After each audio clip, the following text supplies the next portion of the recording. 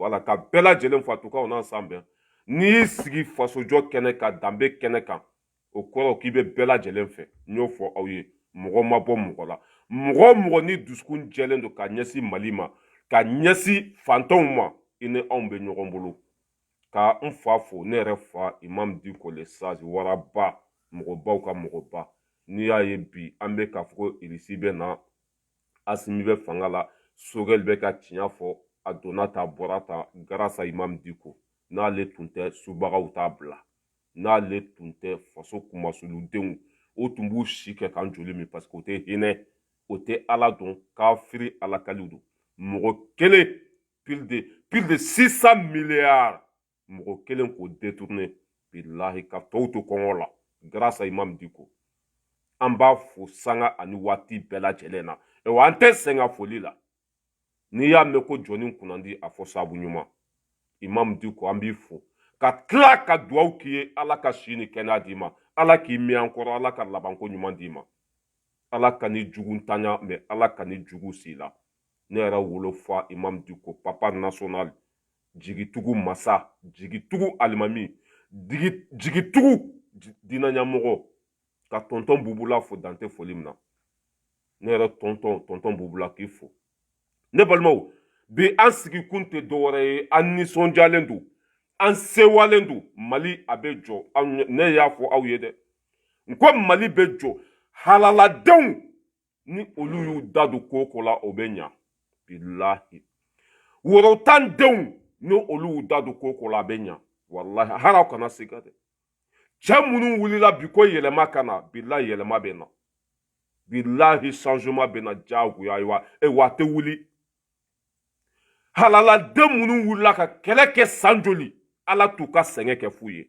Bɛɛ k'i hakili sigi. Wallahi an ye kɛlɛ min daminɛ depuis 2016 fo bi, wallahi Ala t'a kɛ fu ye. Parce que an bɛ ko o ko la Ala ko don, an bɛ ko o ko la tiɲɛ don.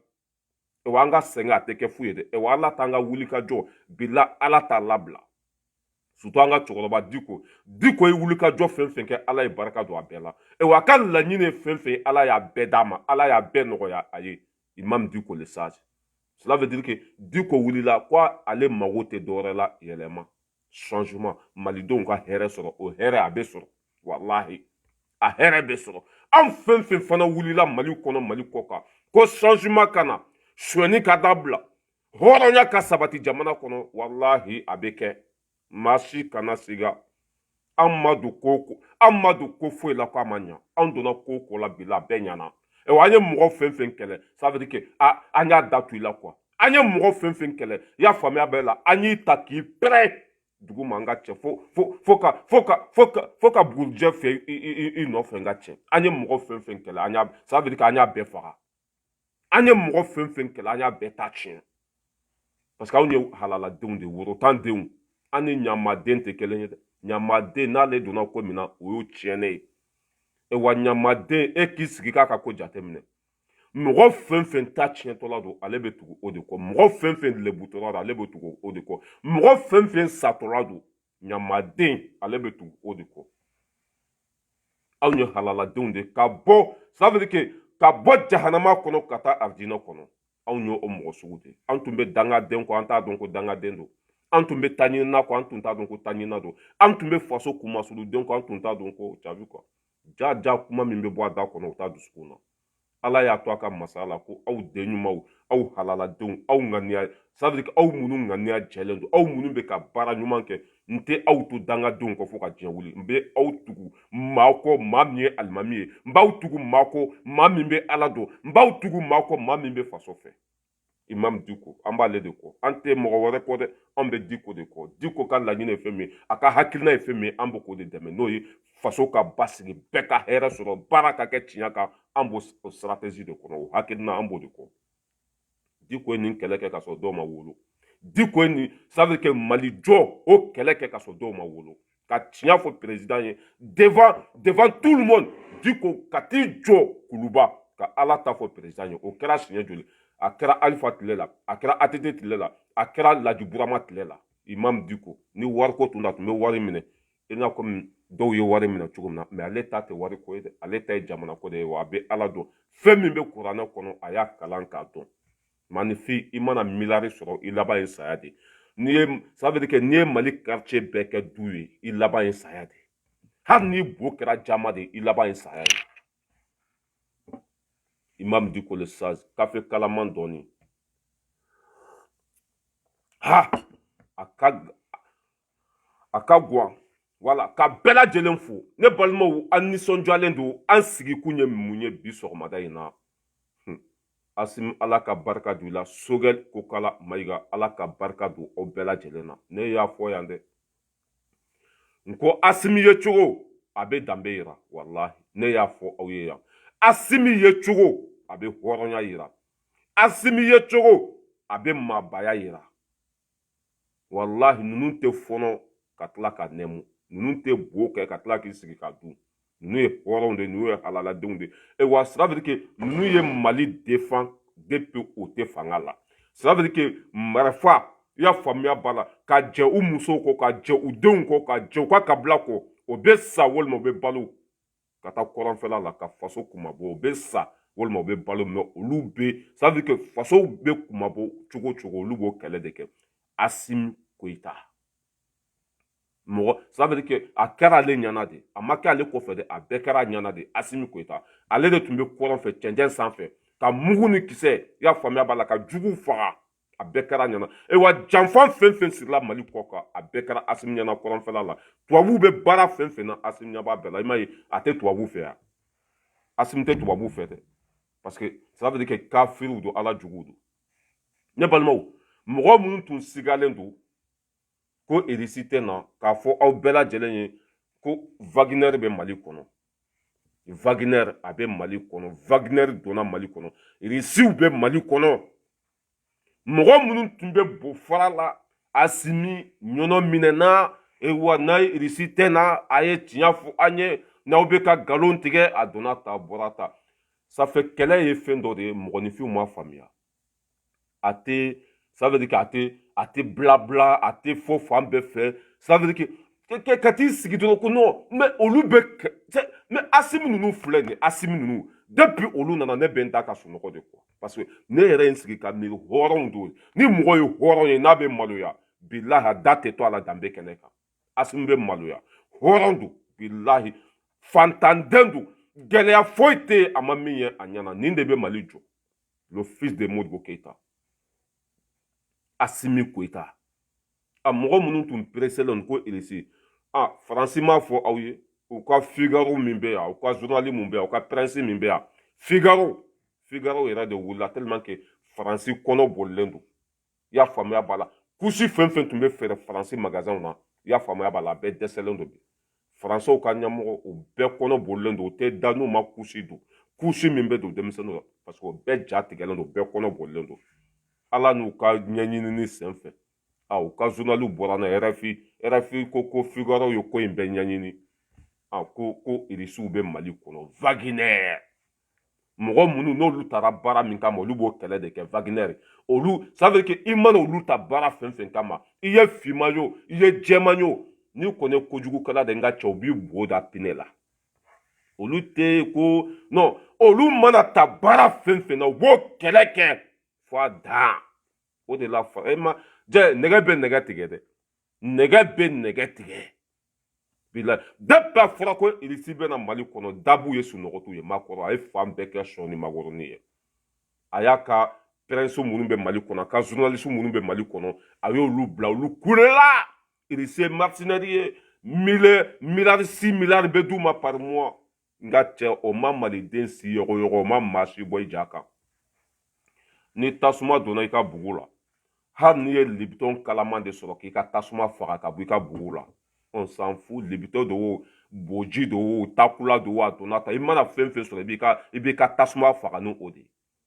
tasuma bɛ anw fa bara an sigilen bɛ tasuma kan an jɔlen bɛ tasuma kan san 10 sɔrɔdasi ba 15 de bɛ Mali kɔnɔ jɔn sɔrɔdasi bɛɛ bɛ yen mais don o don kunun ka fisa ni bi ye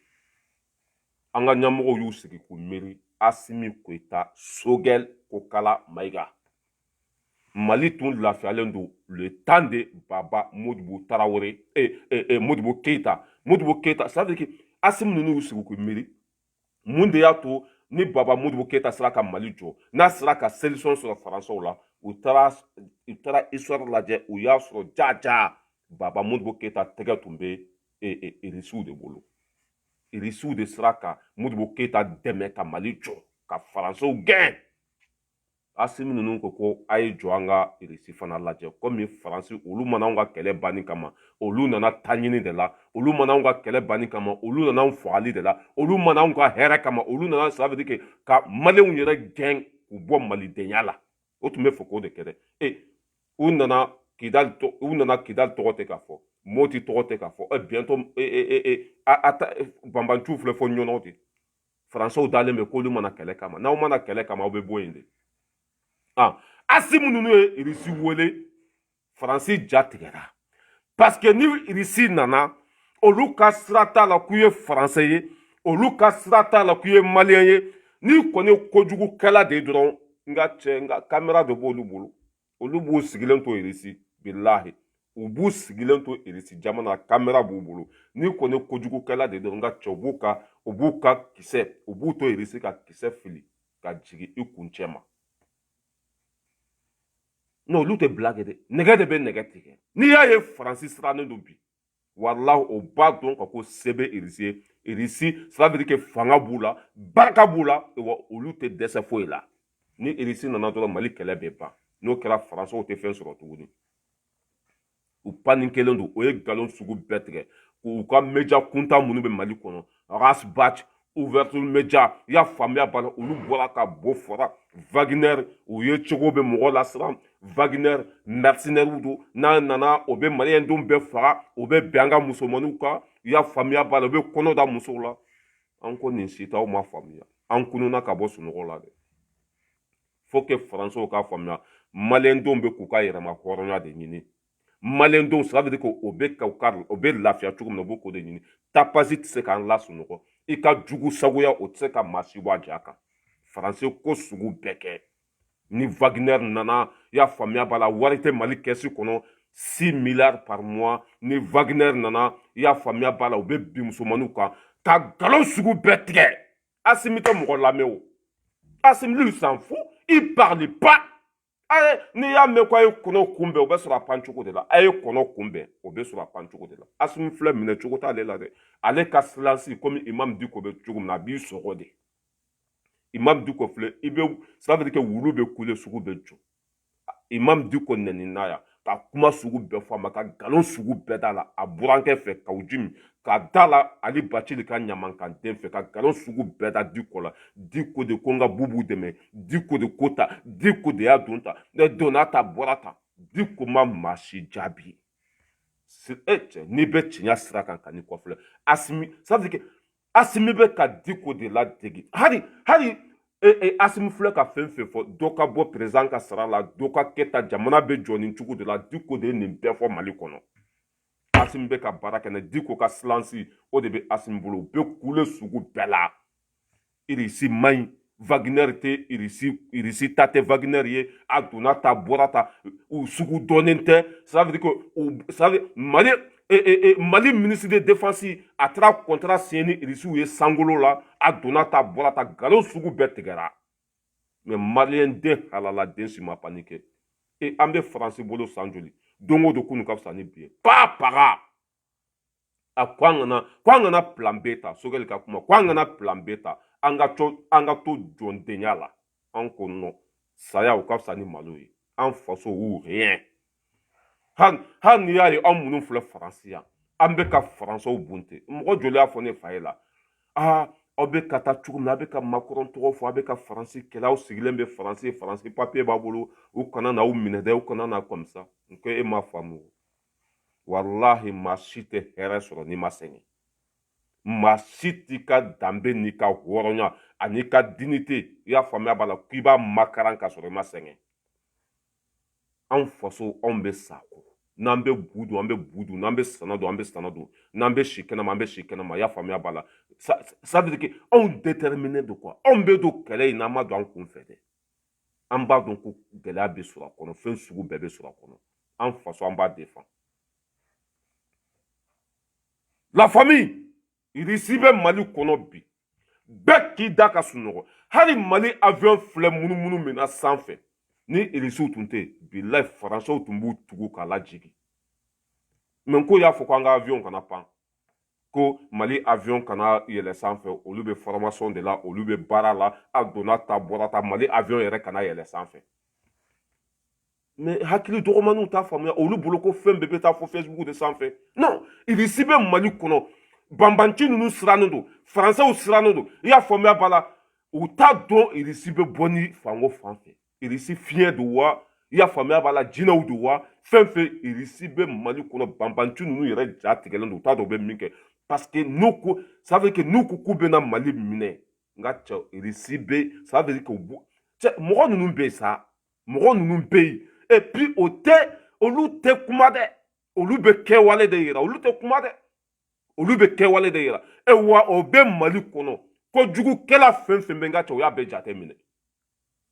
mɔgɔ jugu ninnu o bɛ don siraw fɛ o bɛ si yɔrɔ min na o bɛ tiɲɛni kɛ cogo min na i y'a faamuya b'a la irisiw bɛ Mali kɔnɔ ça fait plus de 2 mois kalo fila bɛ yen o bɛ ka hali ça veut dire que irisiw minnu kan ka kanw ladegi i y'a faamuya b'a la ka ko a la docteurs médecins i y'a faamuya b'a la a bɛɛ bɛ yen Mali bɛ diya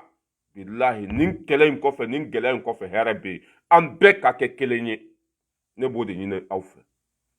Mali kɔnɔ Mali kɔ kan an bɛɛ ka kɛ kelen ye ka don da kelen fɛ ka bɔ da kelen fɛ parce que fanga bɛ jama de la wa Faransi bɛ siran peuple de ɲɛ ka tɛmɛ fɛn bɛɛ kan ni jamana kɔnɔdenw fanbaw bɛ mɔgɔ min kɔ bilahi e bɛ kisi jamana kɔnɔden fanbaw n'a bɛ mɔgɔ min kɔ bilahi e bɛ kisi an ka fara ɲɔgɔn kan n t'a dɔn le 25 bɛn de cerveau ninnu kan ka bɔ le 25 maliyɛn den bɛɛ ka bɔ komi kɔnɔkulu k'a fɔ an bɛ sa Asimi kɔ an bɛ sa Sogɛli kɔ n'i magara olu la i magara Mali bɛɛ la Mali kɔnɔ Mali kɔ kan bɛɛ k'i somɔgɔw wele fanga min bɛ an kunna bi hɔrɔnw don halalaw don danbetigiw don fasoden ɲumanw don an k'u dɛmɛ ninnu de bɛ Mali bɔ dingɛ kɔnɔ depuis Ala ka Mali da président ka na denmisɛnnin fitinin san 30 ani dɔɔnin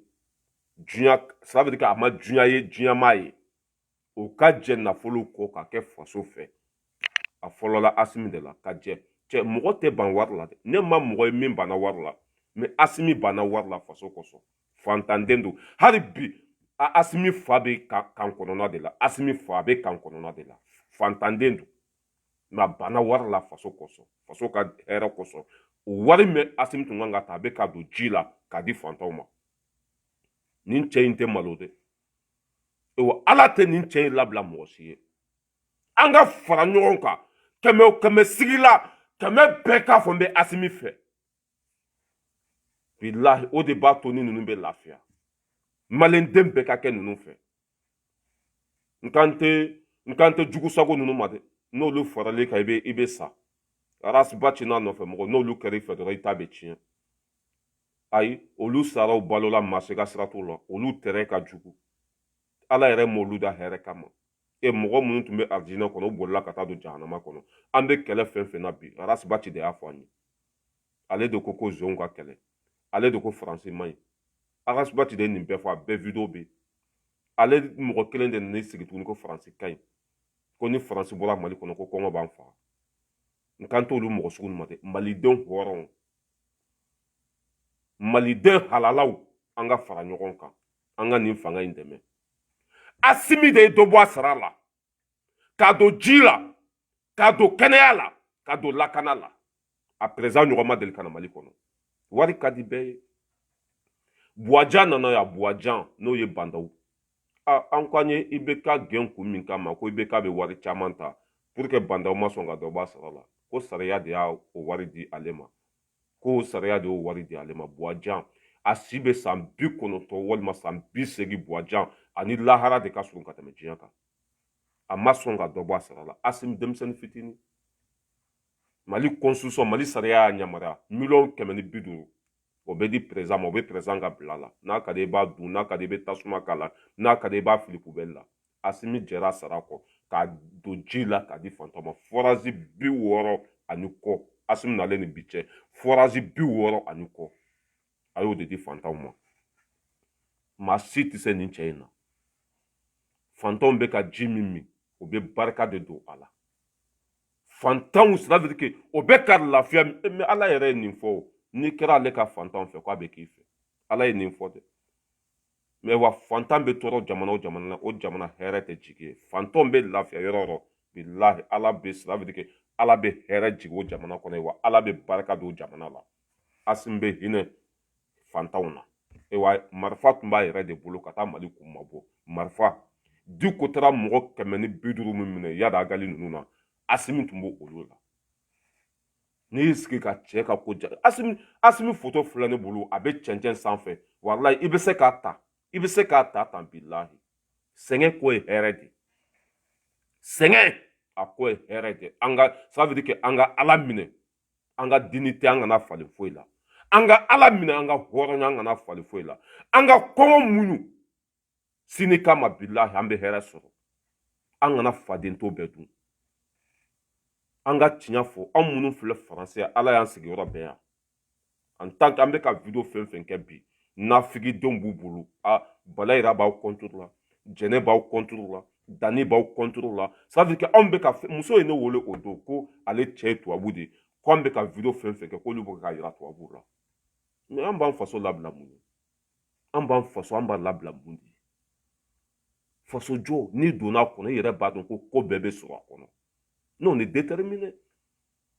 wa an b'a ɲini maliyɛnden hɔrɔn bɛɛ fɛ bɛɛ ka kɛ komi anw n'i siranna i bɛ sa i ma siran i bɛ sa saya don balo tɛ yen an b'an faso fɛ ka tɛmɛ makɔrɔn kan hali n'an bɛ taa bu de dun mali la ka sana de dun an t'an faso labila tubabuw ye an bɛ ala ta f'u ye n'a bɛnna m'o don n'a ma bɛn o ma san pɛrɛn k'u kun ci wa malidenw Wagner bɛ mali kɔnɔ aw bɛɛ bonya b'a la Wagner o bɛ mali kɔnɔ Asimi tɛ kuma mɔgɔ wɛrɛ tɛ kuma mali ministre de défense bɔra k'a fɔ aw ye ko o ni Irisi tɛgɛ bɛ ɲɔgɔn bolo n'i y'a ye avion 4 nana o ni Irisi tɛgɛ bɛ ɲɔgɔn bolo Irisi ye kɛlɛkɛminɛn caman fana di mali ma fu hi sabililahi ala kama Irisiw bɛ mali kɔnɔ i m'a ye faransɛw tun bɛ fɛ ka min kɛ i y'a faamuya b'a la k'u ka base bɛɛ bɔ Kidali ala faransɛw ka n'iya ka jugu dɛ mais ala bɛ ko la o tɛ tiɲɛ faransɛw tun bɛ fɛ ka min kɛ mali la k'u ka base min bɛ Kidali k'o bɔ yen parce que banbanci ninnu b'u bolo yen de aw yɛrɛ y'a ye u ka cɛ min sara sema cɛ min sara bamakɔ o ye sema mɔgɔ min faga bamakɔ o ka sudon na Kidali aw yɛrɛ y'a ye pick-up mun bɛ banbanci minnu bolo pick-up mun b'u bolo a ka bɔ hakili ma marifa mun b'u bolo a ka bɔ hakili ma ça veut dire que banbanci ninnu bɛɛ bɛ Kidali faransiw ka base bɔ yen ça veut dire que ni olu taara ka bɔ yen dɔrɔn comme ça mɔgɔ jugu minnu bɛ yen u bɛna mali minɛ mais n ka cɛ faransɛw y'a ɲɛɲini o taara sɔrɔ Wagner bɛ mali la depuis o y'a fɔ banbanci minnu tun labɛnnen don k'u bɛna mali minɛ n ka cɛ o bɛɛ kɔnɔ bolilen don bi o caman yɛrɛ ye marifa fili n ka cɛ o caman bɛ ka kɛ maliyɛn bi o caman yɛrɛ bɛ yɛrɛ ɲini na bi caman bɛ ka taa burukina caman bɛ ka taa a caman bɛ ka marifa bila bi Wagner olu sentiment tɛ olu bolo Wagner n ka cɛ ni olu subagalamaw don Wagner olu bɛ se k'u ça veut dire que olu bɛ se ka marifa bila i y'a faamuya b'a la ka fɛn bɛɛ bila ka tagama ka na i ɲɛ tɛ olu la u bɛ n'u bolo jɛ i kan na n ka cɛ k'i faga hali t'u ye Wagner olu subagalama don olu bɛ tunu i y'a faamuya b'a la ça veut dire que a sugu bɛɛ bɛ Wagner la i ma ye marifatigi 1000 de bɛ na mali kɔnɔ 1000 faransi siranna faransi mɔgɔ 1000 tun bɛ yen mɔgɔ 5000 u siranna minisima mɔgɔ joli tun bɛ yen a ka ca banasi ye ça veut dire que sɔrɔdasi min tun bɛ mali kɔnɔ sɔrɔdasi 105 de tun bɛ yen mais Irisi kelen de bɛ na sɔrɔdasi 1000 de bɛ na mais 105 o bɛɛ siranna faransi bɛ ka taa Niger de bi cela veut dire que nɛgɛ bɛ nɛgɛ tigɛ wa ni Irisi donna mali kɔnɔ à partir de 20 heures o mana mɔgɔ ye moto sanfɛ k'i bɛ taa dugu la n ka cɛ u b'i bo da pinɛ la i kɛra tubabu ye i kɛra farafin ye ɛri de b'a la bɔ waati de b'a la munumunu waati ça veut dire que olu bɛ sanfɛ de kamera b'u bolo sanfɛ a tɛ tɛmɛ dumɔgɔw kan dumɔgɔ a tɛ tɛmɛ o kan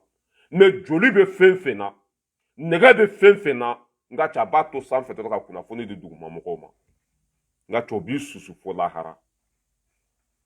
Ça veut dire que tout va bien k'a fɔ bɛɛ lajɛlen bɛɛ k'i hakili sigi mɔgɔ minnu tun bɛ panpan na komi tinɛni Asimi y'an janfa dɛ a ko irisi bɛ na dɛ irisi tɛ ka na o fɛn tɛ kɛlɛ ye o fɛn tɛ sɔrɔsiya ye fɛn bɛɛ tɛ da kɛnɛ kan fɛn dɔw bɛ to sutura de la wa bɛɛ k'i hakili sigi an kɔni k'an ta kɛ dɔrɔn Asimi fo saya Sogɛl fo saya k'u encourager ka dusu d'u kɔnɔ k'u supporter kosɛbɛ kosɛbɛ o de b'a to n'olu fana bɛ dusu ta Sogɛl non n ko walahi tellement que Sogɛl ye hɔrɔnden de tellement que Sogɛl bɛ se kuma la tellement que Sogɛl ja sigilen don mais n ko cɛ bɛ kuma hali a tɛ perese a ko manamanakan fɛn fɛn bɛ k'a fɔ ko nin si t'olu b'o ja kan k'olu nana Mali jɔ de kama wa ko jamana kɔnɔdenw ka laɲini ye fɛn min ye ko olu b'o de kɛ diyagoya peuple k'olu b'o sago de kɛ walahi an tun bɛ ka mɔgɔ minnu ye ça veut dire que ala tun tɛ nin kɛlɛ in kɛ fu ye o walahi ça veut dire que hali n'an tun ye ɲamaden de ta ka na bila Mali la an ye sɛgɛn min kɛ ka kɛlɛ min kɛ walahi ɲamaden a tun bɛ yɛlɛma ka kɛ hɔrɔnden ye parce que an ye kɛlɛ min kɛ a ka bon hakili ma an ye sɛgɛn min kɛ a ka bon hakili ma walahi bilahi n ko Sogɛl ye kumaw fɔ o don n y'a bila n ka page sanfɛ fo n yɛrɛ ɲaji bɛ ka bɔ quoi cɛkisɛya kuma mugu tɛ a ko kelen a ko terroriste fɛn fɛn bɛ Kidali bingalikɛla fɛn fɛn bɛ Mali kɔnɔ a ko cɛ m'a dilan muso m'a dilan Faransi de y'a dilan Sogɛl ko Kala Mayiga Faransi tremblela de bilahi o ka assemblée kɔnɔ fan bɛɛ fɛ bilahi Faransi tremblela hali bi jaabi ma kɛ hali bi o ma se ka Sogɛl jaabi e san joli ni sarili o don sara Faransi yan maliyɛn tɛ foyi i bɛ cɛkɔrɔba jugu Ibrahim Boubacar Keita a n'a kɔnɔbaraba a bɛ boli ka na Faransi yan je suis sarili pititi patata f'a bɛ kasi nunji bɛ bɔ f'a bɛ musɔrɔ bɛ ɲigi ɲaji bɛ bɔ n ka cɛ f'a bɛ finikolon de ta mais cɛ minnu bɛ Mali kunna bi depuis Asimi sigira Faransi bɛ lahara de a bɛ dugukolo duguma a bɛ sanfɛ de Asimi t'a yɔrɔ dɔn yɛrɛ cɛ n'i sigi ka ninnu jate minɛ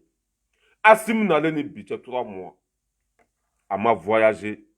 o ye économie totale ye président ka voyager kelen ça coûte des milliards Asimi depuis a nana ma voyager o bɛ wari min ladon faso kɛsi kɔnɔ a ka bon hakili ma IBK ye voyage 100 kɔ de kɛ IBK ka mandat kɔnɔ voyage 100 kɔ 1 milliard voyage kelen 1 milliard voyage kelen a jate a bɛ ji di fantan joli ma a bɛ kɛnɛya joli di a bɛ lakana joli sabati a ka bon hakili ma mais Asimi ninnu nana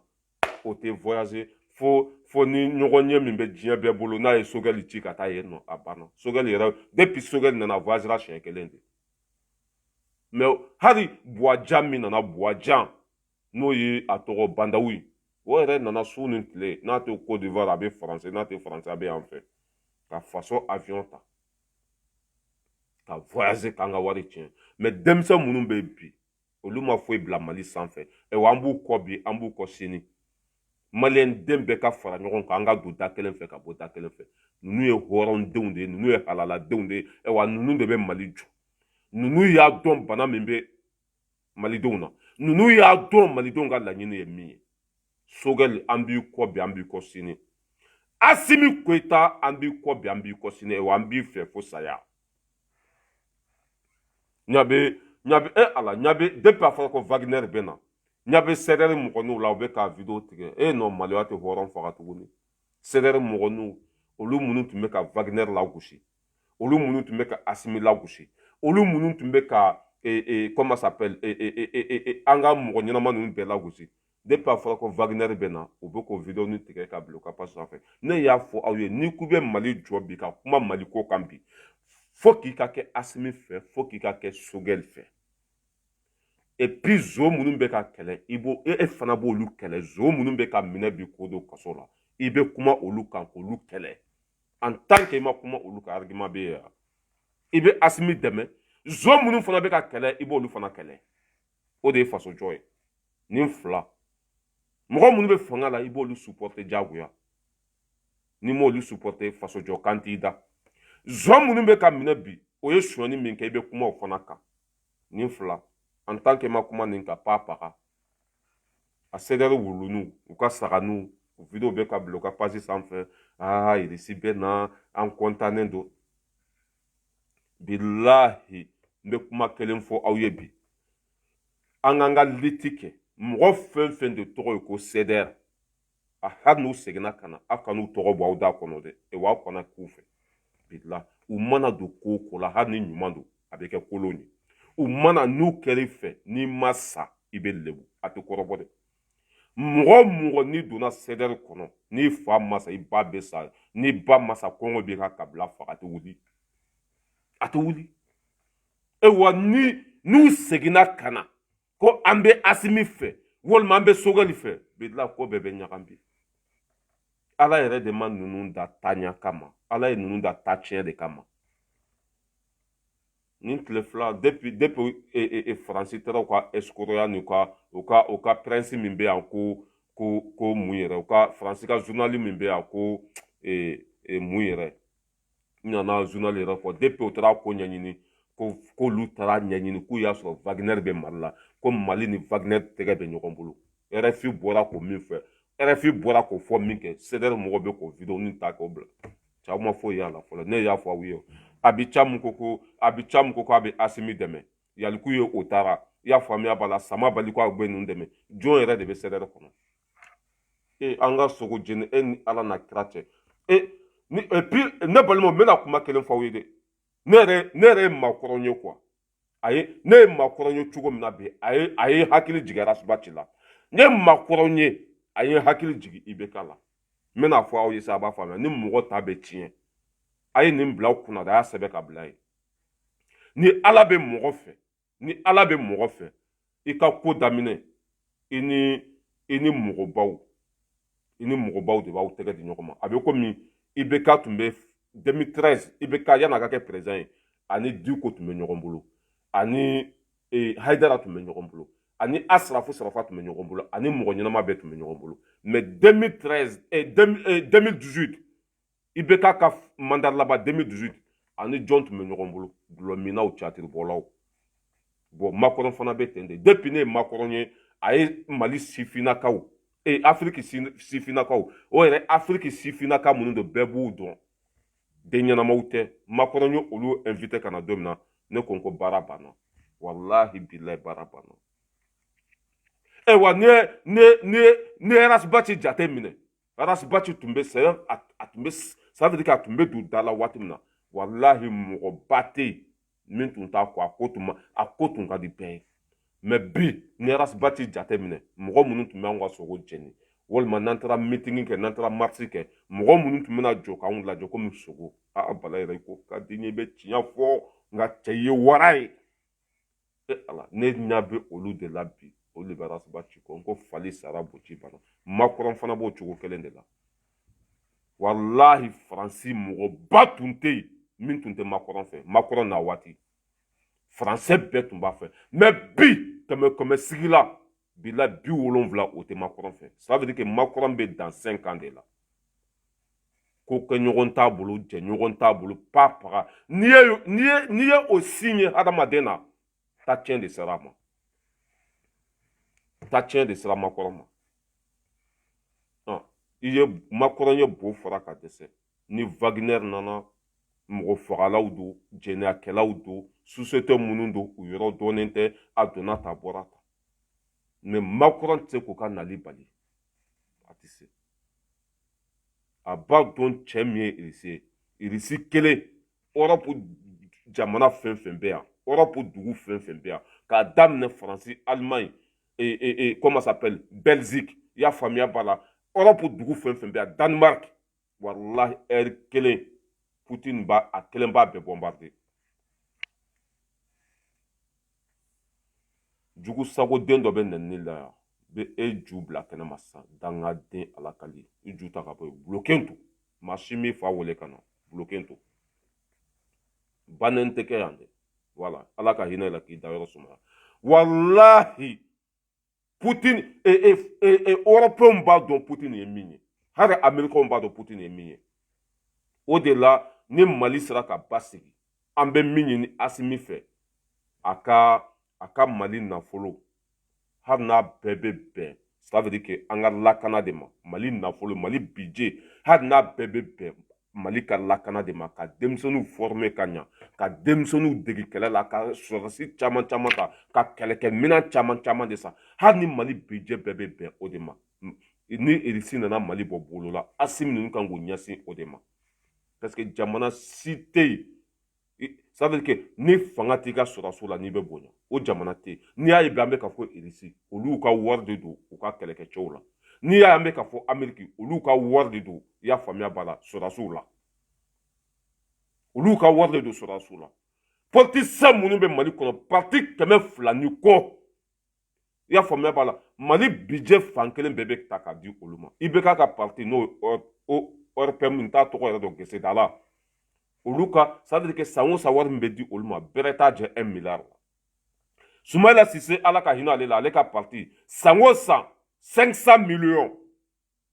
Musa Mara ninnu parti 200 ni kɔ de bɛ politicien ka parti ka nin bɛɛ dabila komi sigikafɔba bɛ na kɛ o ye ne ka hakilina ye parti politique fɛn fɛn bɛ Mali kɔnɔ n'o tɛ fɛ k'u ça veut dire que k'u supprimer ka bɔ yen u yɛrɛ ka jɔ n'u ka parti ye i b'a ye sa parti ko bɛ ban Mali kɔnɔ wari kana ça veut dire que wari kana di parti politique ma wari min bɛ di u ma ça veut dire que a ka taa don minan na ka da an ka sɔrɔdasiw ma wari min bɛ di u ma i y'a faamuya b'a la k'a tigɛ o la ka denmisɛnnin ɲumanw former k'u don sɔrɔdasiya la c'est comme ça n'i y'a ye an bɛ k'a fɔ k'an bɛ taa Irisi wele olu ye barika de don u ka sɔrɔdasiw la olu ye u hakili to u ka sɔrɔdasiw de la parti politique fɛn fɛn bɛ association fɛn fɛn bɛ maa si kana dɛmɛ d'u ma n'i bɛ wotoro pousser k'i ka jɛkulu dɛmɛ a pousser n'i bɛ sɛnɛ kɛ k'i ka jɛkulu dɛmɛ sɛnɛ kɛ mais ka faso nafolo ta an ka impôt k'a di u ma Asimi ninnu ka solution ɲini o la o ka dabila n'o kɛra dɔ bɛ bɔ a la sisan ne balimaw an bɛ comment ça s'appelle an bɛ Faransi ka cidenw lamɛn depuis a fɔra ko Irisi bɛna Mali kɔnɔ o ye kuma sugu bɛɛ kɛ solution ma sɔrɔ a la o y'u ka mɔgɔw bila u kumana Wagner bɛ cogo min na ka nkalon ni fɛn caman tigɛ a si ma passé i y'a faamuya b'a la Wagner bɛ Mali kɔnɔ bi an bɛ ala de deli malidenw k'u cɛsiri k'u tɛgɛ di ɲɔgɔn ma i y'a faamuya b'a la ka Asimi dɛmɛ ka Sogɛl dɛmɛ ça veut dire que maliden ni diɲɛ bɛɛ y'a dɔn k'a fɔ ko peuple bɛ Asimi ka côté la maa si tɛ se an na o dɔrɔn de bɛ ninnu fana lafiya a y'a lamɛn jugu sago den ye a y'a lamɛn. Quand l'État s'engage avec une société qui n'est reconnue nulle part juridiquement, nous et Koké. Bingali, kata ka bɔ Mali kɔnɔ, e bɛ t'u nɔ minɛ min? N'u ye ko kɛ kojugu, n'u ye ko kɛ kojugu, Bingali, kata ka bɔ Mali kɔnɔ, e bɛ t'u nɔ minɛ min? Aw ni Ala cɛ, ça fait peur, hein? Quand l'État s'engage avec une société qui n'est reconnue nulle part juridiquement dans un ressort juridique, en cas de problème, il va tout poursuivre. C'est inquiétant, Fomba. Ni joro, race africaine déposée, nous et Kodjougouke, John Nebe à Kodjougou, responsabilité à qui? Qui peut le faire? Ah! Oui, Jorona Floé. Bon, depuis à Farako Irisi Bena, Francia dont Irisi Tchemie, nous nana France be Kodjougou mina, au Badabla, ou le Mabou Fara. Puis là, France bo au don. Francia doni Irisi Sen donna Mali kono, Mali lakana abe basi. Galon mintumbe, ya famia bala, galon beye. Ou yu ka nafigi dombla, ou ka meja kunta mounube Mali kono. Ima n'ukumatoye. Ko Wagner, ko, ça veut dire que a bɔra sanfɛ de k'i cun quoi yɔrɔ t'a la foyi foyi or que bɛɛ b'a kalama Kamara n'o ye ministre de défense ye o taara contrat signé ni Poutine de ye Russie ministre de défense ani Mali ministre de défense u mɔgɔ fila de contrat signé mais Arasa filɛ ko Russie ko sɔrɔ yɔrɔ t'u la mɔgɔ t'u yɔrɔ dɔn u bɔra yɔrɔ min na k'a dɔnnen tɛ masa ni ne ye n sigi ka nin ye ko nin labanna nin cogo la ne ɲaji bɛ bɔ wallahi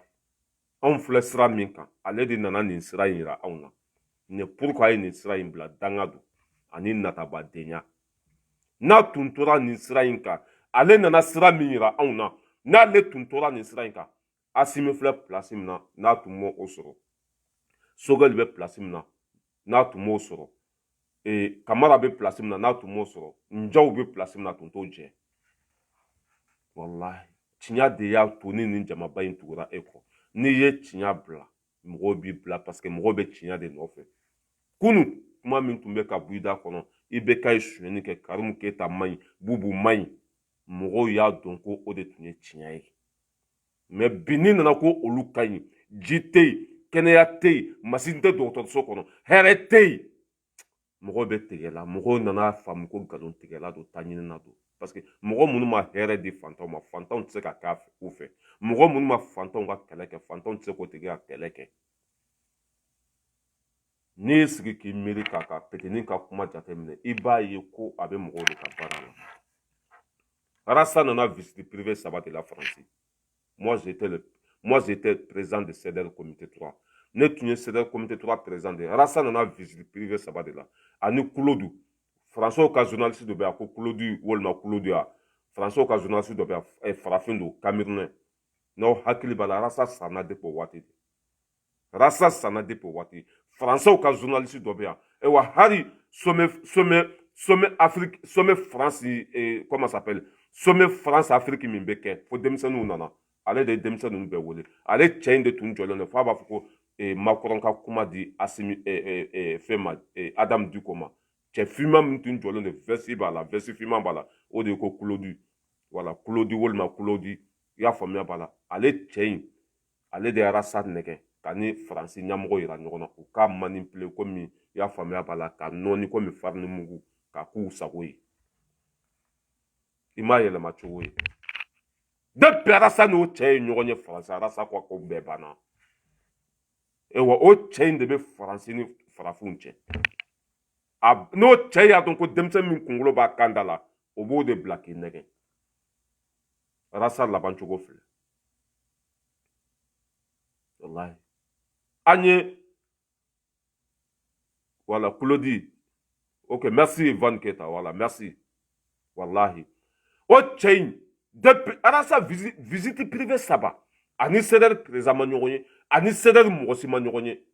a n'o cɛ n'aw hakili b'a la a ye taa Arasa ka page sanfɛ a bɛ yen ani o cɛ taara sigi kafe la ka kuma k'u ka i y'a faamuya bali k'u ka stratégie bɛɛ ta k'u ka plan bɛɛ labɛn Mali bɛ janfa cogo min na Mali ça veut dire que Mali ɲɛmɔgɔ jugu bɛ dɛmɛ cogo min na Faransi ɲɛmɔgɔ jugu bɛ dɛmɛ cogo min na o cɛ de ni Arasa ye ɲɔgɔn ye depuis o ye ɲɔgɔn ye dɔrɔn ça veut dire que o ye Petini ça veut dire que o y'a kuma yɛlɛma Faransi tɔgɔ jugu o tɛ se ka fɔ tuguni i m'a ye a bɔra yan ka taa Espagne f'a b'a fɔ Ivan ma ko sanu tɛ Mali kɔnɔ ko pétrole tɛ ko jama tɛ yen ko foyi foyi tɛ Mali nɔrɔ la o ma fɔ gansan dɛ mɔgɔw de donna n'a hakili cɛ ni ne y'a ye hali bi ko k'ale ye hɔrɔn ye ne bɛ sa de wa nin Kulodi nin Kulodi o de Arasa nɛgɛ k'a di Faransɛw ma wa ni Faransi bɛ ko ko kɛ Afiriki o bɛ ale de bila Afiriki sifinnakaw k'u nɛgɛ hali sommet France Afiriki min bɛ kɛ ale de denmisɛnninw bɛɛ nɛgɛ ka na ale de denmisɛnninw wele ka na Faransɛ finman minnu bɛ Mali kɔnɔ ale de b'u dɔn a y'olu de tɔmɔ ka na ko sifinnakaw jabi bon ni Arasa ka nin video jate minɛ i yɛrɛ bɛ sa de quoi hali banabagatɔ tɛ nin kuma in fɔ ko Irisi Mali bɛ Irisi wele ka na ko mercenaires don et puis ko dugu t'u la bɔyɔrɔ t'u la u kabila dɔɔnin tɛ u siya dɔɔnin tɛ pour que ka mɔgɔw ça veut dire que ka mɔgɔw bila Irisi la ka mɔgɔw lasiran Irisi ɲɛ ça veut dire que ka Irisi k'u kɛ komi ɲuguntan fɛ dusu min tun bɛ maliyɛnw kɔnɔ pour que Irisi ka na ka ça veut dire que k'u dusu bɔ maliyɛnw kɔnɔ k'u bila sira jugu kan ka an to faransi bolo an ka sa u ka jɔnya la u y'u ka média minnu bɛ mali kɔnɔ a lamɛn. Dans un ressort juridique, en cas de problème, il va tout poursuivre. C'est inquiétant, Fomba. Nintoro, race africaine déposée, nous et Kodjougou, John Nebe à Kodjougou, responsabilité à qui? Qui peut le faire? Ah, oui, Jorona Froy. Flanant, Fomba, mercenaire. Maintenant, où est son Juliet? Un ABS Labette, un grand frère journaliste du Sphinx. Pourquoi moi, peut-être que je me retrouve un peu, sans modestie, sans fausse modestie, pourquoi je me retrouve un peu? Il y a 5 ans, il y a plus de 5 ans, moi 7 ans, moi j'ai fait le journalisme. Encore depuis 2014, avec Wagner suit, Centrafrique ni film. À agent Klingrena FNFB, où sera Dogale million Saba, sera Betra, faut million d'euros francs CFA Kalo. Ça, c'est un Malien qui parle. Au Centrafrique, en Soudan et Syrie. Oh, RFI Moufo Anye Odona, Anga Segoka Koulame, de contrat. Ah, au Mali. Mali, Ani ni Maou, Abi Komu Bekmanyonyala, Kana Barala Bara Minye, Kanga Sorosu Kalan, Ani Kanyamgo la Kana. Ko Sara, où y a Sefa Wari milliard Woro, au Bedi Groupe Makalo Kalo. Ani Sanu Boro Sababe Douma, 3 gisements miniers. Comme nous mène aller, ma Kemeirika, Kabese Kasefo ma bakle. Abesi ko 600. Groupe Klingam Gomu be Syrie, en Centrafrique, où sera beta million Saba, que million d'euros CFA. Oh, nié, Reuters ka kumakanta. Mouma galuntiya Mali nyamgo chiffre. A quoi me ka tremeli min kenouye, ou koko, mogo be se kase bakelena, a sara milliard woro, kalo. Milliard kele, ou million julie, million bak. Bon, ala be ko kola o te tiɲɛ. Ala be ko kola o te tiɲɛ. Alizeri ko k'u be jɔ ni a ye. Alizeri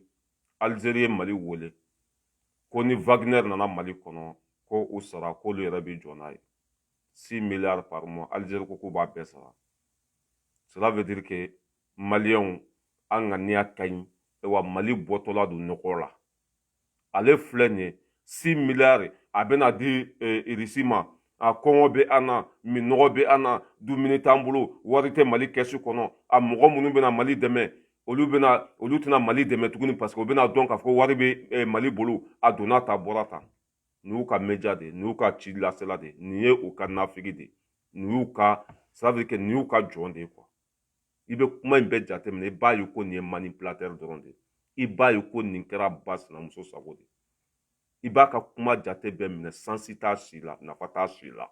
Nin ye de dɔrɔn ka dusu bɔ Maliens kɔnɔ. Ça veut dire que ka Maliens b'o ta sira kan quoi. Nin ka manipulation bɛɛ o de. Ewa, i sago ala sago. Ben de cerveau y'a fɔ ko mɔgɔ kelen sɔrɔla Mali kɔnɔ. K'a kelen ko k'a bɛ n t'a dɔn 12 milliards k'a bɛ o di ni fɛn bɛ na. Ni Irisi bɛ na. Waritigi dɔ sɔrɔla Mali kɔnɔ k'a kelen bɛ 12 milliards de. Ewa, Alizeri yɛrɛ ko Mali ka nin bɛɛ to yen. Alizeri ko Mali ka, ça veut dire qu'u bɛna wari fɛn fɛn di, comment ça s'appelle, Irisi ma k'u k'a to k'ale kelen bɛ jɔ n'a bɛɛ k'u b'a wari bɛɛ sara Alizeri. K'u bɛ Mali dɛmɛ. O t'a bannen. Mɔgɔ minnu bɛ fanga la halaladenw don.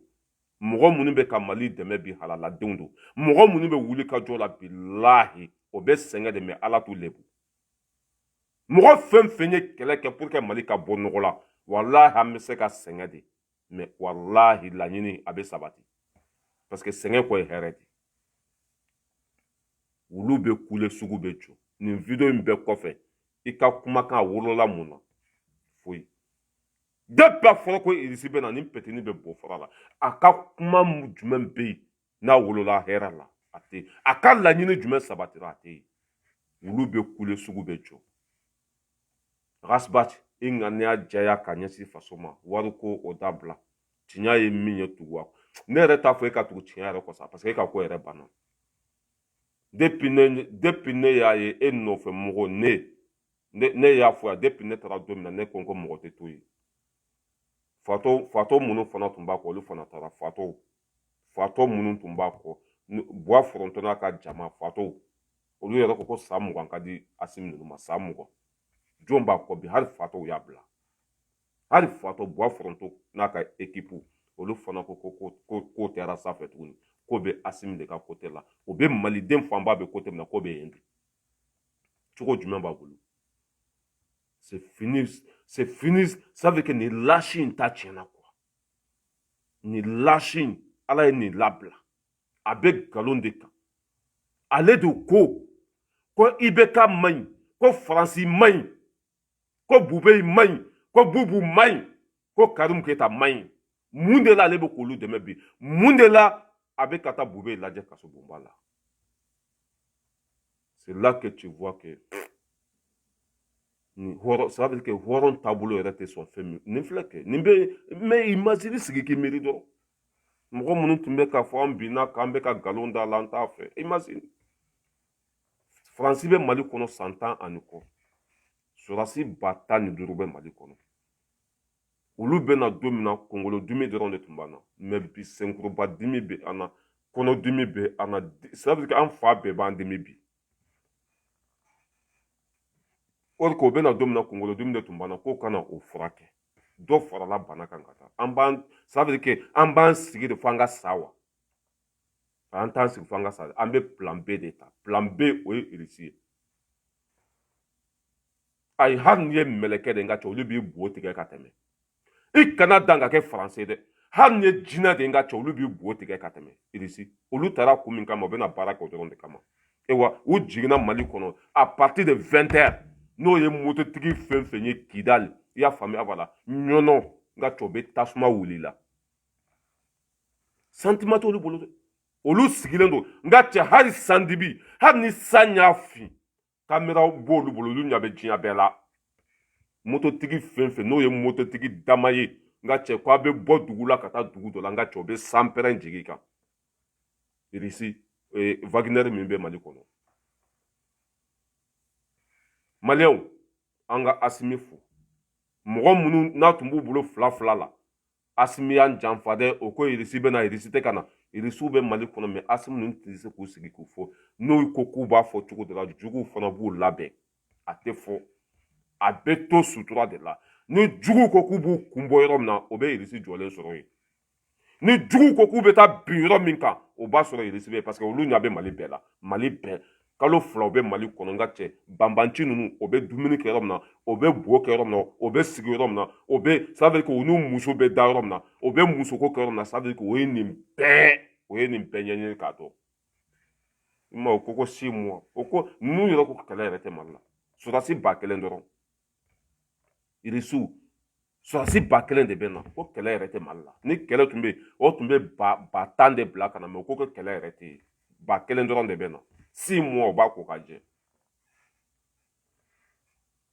Asimi an b'i kɔ bi an b'i kɔ sini an b'i fɛ fɔ lahara i ye baara min kɛ a ka bon hakili ma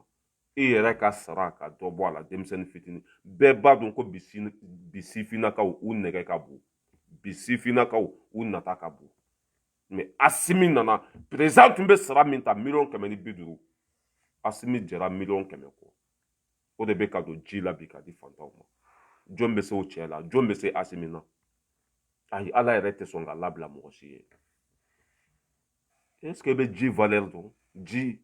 fantan fɛn fɛn bɛ ji min Asimi bɛ ka kɔlɔn fɛn fɛn sen fantan fɛn fɛn bɛ ka min a la a bɛ komi ça veut dire que Asimi bɛ ka kɛ béton de quoi béton dabali t'a minɛ kɔrɔtɛ hali ni ye kɔrɔtɛ kɛ ka bon a tɛ passer a jugu mana ŋaniya fɛn fɛn ta ŋaniya juguya fɛn fɛn ta ka ɲɛsin a ma a bɛ segin yɛrɛ ma a bɛ segin yɛrɛ ma Asimi jugu fɛn fɛn mana ŋaniya juguya ta ka ɲɛsin a ma bila a bɛ segin yɛrɛ ma parce que denyɔrɔ tɛ a protégelen don ala fɛ fantanw dɛmɛli o ça veut dire que n ko ala ye o de fɔ quoi mɔgɔ minnu bɛ miliyɔn ta ka taa di dɔmakɛ ma ka taa di morikɛ ma nasi bɔ n ye ma wari sɔrɔ ma nin sɔrɔ e t'a dɔn de o e m'a ye depuis ala k'anw da anw tɛ taa mori fɛ anw b'a lajɛ de degun bɛ mɔgɔ minnu kan sini nasɔngɔ t'u bolo sini o bɛ dumuni kɛ cogo min na a t'u bolo an bɛ olu de wele i y'a faamuya b'a la dibi la ka wari d'u ma i ma ye barika bɛ anw na ne filɛ nin bilahi depuis mali la ne bolo bɛ n kɔ sɔrɔ n nana faransi 3 semaines n ye baara min sɔrɔ n filɛ o baarakɛyɔrɔ de la faransi n sen donna faransi 3 semaines n ye baarakɛyɔrɔ min sɔrɔ n bɛ yen de et wa contrat CDI papier même pas 2 ans n ye n ka papier sɔrɔ kana taa dɔma fɛ kana taa mori fɛ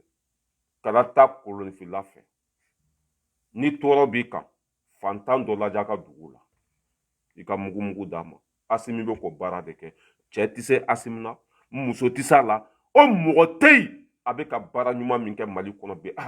ça veut dire que hali ni marifa de taara jɔ Asimi tɔ la k'i b'a ci a la bi la kisɛ bɛ segin yɛrɛ ma k'i kɔnɔ fara k'i kun ci Asimi an b'i kɔ bi an b'i kɔ sini Sogɛli Kokala Mayiga mɔgɔbaw ka mɔgɔba cɛw ka cɛ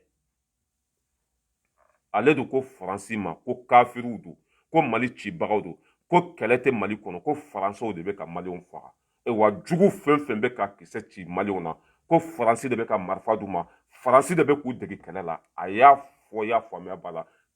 tubabu jamana yɛrɛ de kan parce que président minnu tɛmɛna anw bolo ni Macron kumana u bɛ bo ci ni Macron kumana u bɛ boli ka na faransi Macron tun y'u ka ala ye Macron tun y'u ka fɛn bɛɛ wa plan min tun nin ko cela veut dire que barika bɛ Asimi ninnu na sa wa plan min tun bɛ Macron bolo ka Asimi ninnu ka fanga tiɲɛ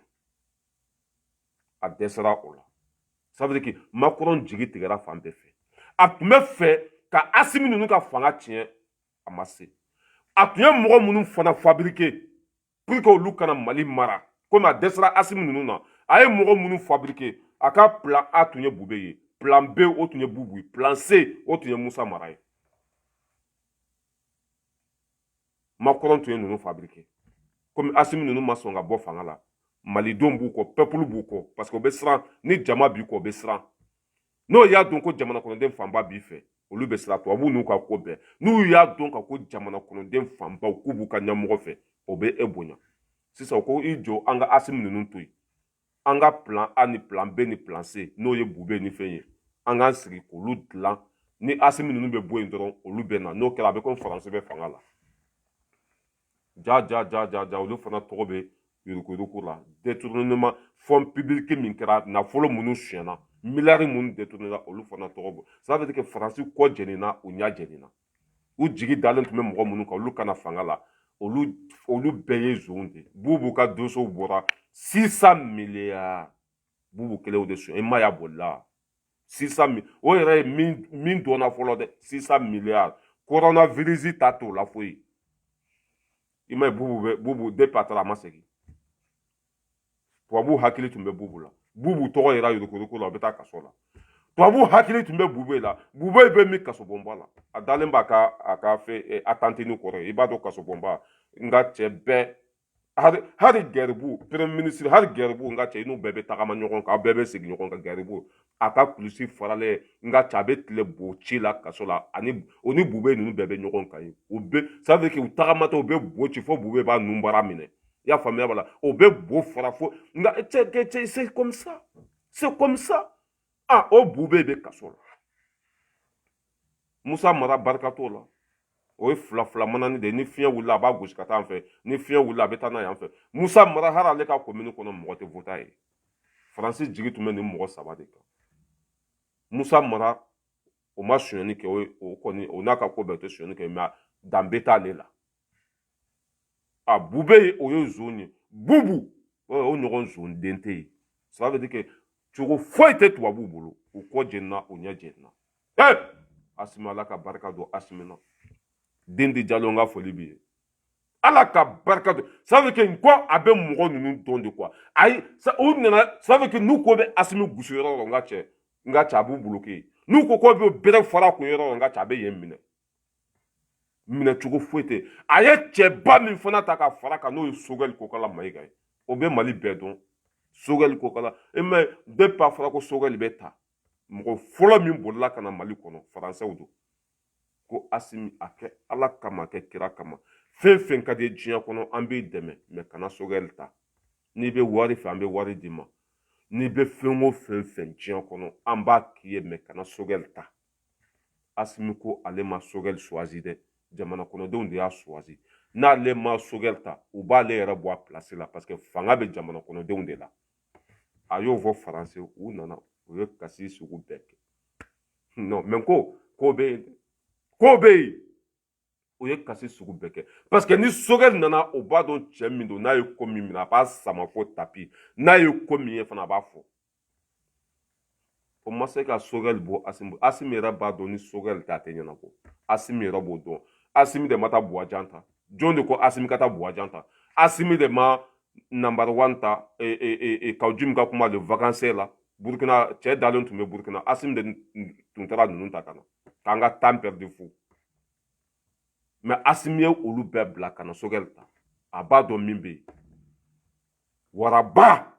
Sogɛl ko kala Mayiga non fulakɛ a tɛ bɛrɛ bɔ mɛ n ka cɛ dakurunya kelen o mɔgɔ tɛ faransi ni min ma kule dakurunya kelen Nations-Unies kɔnɔ a bɔra yen nɔ ka taa Suisse irisi journaliste taara ɲininka Suisse n ka cɛ ça veut dire k'a ye faransɛw su don kɔ hali bi o ma jaabili kɛ cɛkisɛya kuma mugu tɛ bilahi cɛkisɛya tɛ kuma o de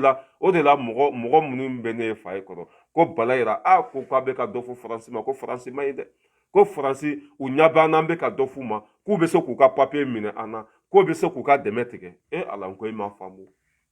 walahi e m'a faamu ni baba Modibo Keyita tun ko k'a bɛ siran walahi an tun tɛ Mali sɔrɔ ye ni baba Modibo Keyita tun b'a nin di n'a tun ma kɛ Mali fɛ walahi tun tɛ sa a kɛra Mali fɛ de u k'ale faga u ka fisa ale ka malidenw janfa ko an bɛ faransi dɔrɔn an fa dugukolo bɛ yen mɔgɔw bɛ yen u bɛ ka balo Asimi nalen ni bi cɛ kalo 3 faransi tɛ k'a dɛmɛ diɲɛ tɛ k'a dɛmɛ foyi mais Asimi bɛ ka baara kɛ Mali kɔnɔ Asimi bɛ ka baara kɛ ne balimaw komi faransi kɔnɔna filila u ka journaliste minnu bɛ Mali kɔnɔ olu dɛsɛra an ka u ka média wɛrɛ lamɛn u ka média wɛrɛ bɛ yen olu fana bɔra solution ma sɔrɔ a la u y'u doni jigi Mali bɛ jɔ dɛ wallahi bilahi Mali bɛ jɔ wala a y'a lamɛn u ka média wɛrɛ bɛ yen ko ni cɛ n ko nin yɛrɛ maa jatigɛ ala kana nin sɔn ka jamana kɔnɔ yan nin maa fasugu anw b'a ɲini anw yɛrɛ dama ka bɛn a la yan fo ka bɛn ka kɛ kow la jateminɛw ka kɛ a bɛ ɲɛ cogo min na a ka ɲɛ ten sinon maliyɛnw ala k'an kisi dɛ ala k'an kisi ala ka kisi na ɲɛma i bɛ se ka kamalen n'a ka nɔfɛbaw ka kow fɔ an ye ni o ye Wagner ye n'u ka ɲɛma ye Dimitri Utkin tariku in bɛ cogo jumɛn exactement de mun de bɛ ko nin cɛ in ye cogo k'a bɛ mɔgɔ ja tigɛ parce que cɛba bɛɛ bɛ ten de waraba ale ye cogo a bɛ cɛw lasiran de Wagner ka nin cɛ in ale ye subaga de ale b'a sigilen to a ka salon kɔnɔ k'i kan tigɛ k'i kun ci k'i kɔ pɛrɛn nin tɛ déplacé ten dɛ wa nin ye waraba de faransɛw b'a dɔn min don nin mana taa yɔrɔ o yɔrɔ hɛrɛ bɛ yen wa nin mana taa ko o ko kama a b'a ko ɲɛnabɔ a mana bila baara fɛn fɛn na a b'a baara kɛ ka s'a dan na nin a bubu media mɔgɔw bɔra ko nin ye cogo k'a bɛ mɔgɔ ja tigɛ dɛ n ka cɛ hali ni subaga don an mago bɛ lafiya de la ni subaga bɛ se ka Mali bɔ bolo la a kana k'a bɔ bolo la bilahi ni tasuma donn'i ka bugu la ji de b'a faga o Lipton de b'a faga o boji de b'a faga o wuluwuluji de b'a faga o robinet ji de b'a faga o baji de b'a faga o i kɔni mana fɛn fɛn sɔrɔ i ka tasuma faga an mago b'o de la mais irisi ye cogo a bɛ mɔgɔ lasiran irisi ye cogo a bɛ mɔgɔ jatigɛ irisi ye cogo a bɛ ta mercenaires don o bɛ bin musow kan jɔn de bɛ n'i tɛ musoko kɛ jɔn de bɛ n'i tɛ musoko kɛ ni ala na kɛ cɛ mɔgɔw ka taa kɛlɛ la Mali la ni muso min mana bɛn a kan o sunkuru don u b'u mago ɲɛ u bɛ tɛmɛ u k'an ka jamana bɔ bolo la dɔrɔn faransɛ minnu filɛ nin ye Mali ambassade mun tun bɛ yan Mali ambassadeur mun tun bɛ yan Tumani Jime Kante u y'a gɛn mun de la a ma ko faransi sɔrɔdaso minnu taara kɛlɛ la Mali la k'u caman bɛ na Bamakɔ su fɛ ko ka na hôtel baw kɔnɔ ko ka an ka denmisɛnninw ko ka kɔnɔ daw la Tumani Jime Kante ma nin fɔ bon bubu media olu bɔra ka nin fɔ an bɛ siran u ɲɛ dɛ subagaw don o ye cogo n ka cɛ maa si ma paniquer maa si ma bɔ i ja kan cela veut dire que wulu be kule sugu be jo ni media fila min be Mali kono malien do jeunesse yɛrɛ de kan ka wuli ka kuma tigɛ ninnu na rasbachi ka media in ani bubu media cela veut dire que ka kuma yɛrɛ tigɛ o la quoi k'u ka media ninnu ka datugu quoi parce que setanɛw do Mali den jugu do mɔgɔ halakilenw do cela veut dire que mɔgɔ lankolonw do quoi Mali jugu fɔlɔ ninnu do Mali jeunesse de kan ka wuli Asimi t'a fɔ k'a ka t'u ka media datugu Diko t'a fɔ k'a ka t'u ka media datugu aw yɛrɛ de bɛ wuli